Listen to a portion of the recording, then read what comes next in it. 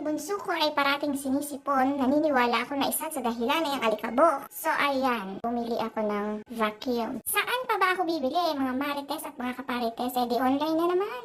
Oh, i-remind ko lang si Kamarites. Last year pa yan, ha? So ayan, balik tayo dito sa vacuum. So dahil first time ko nga magkakaroon ng vacuum, ayan, sobrang excited ako.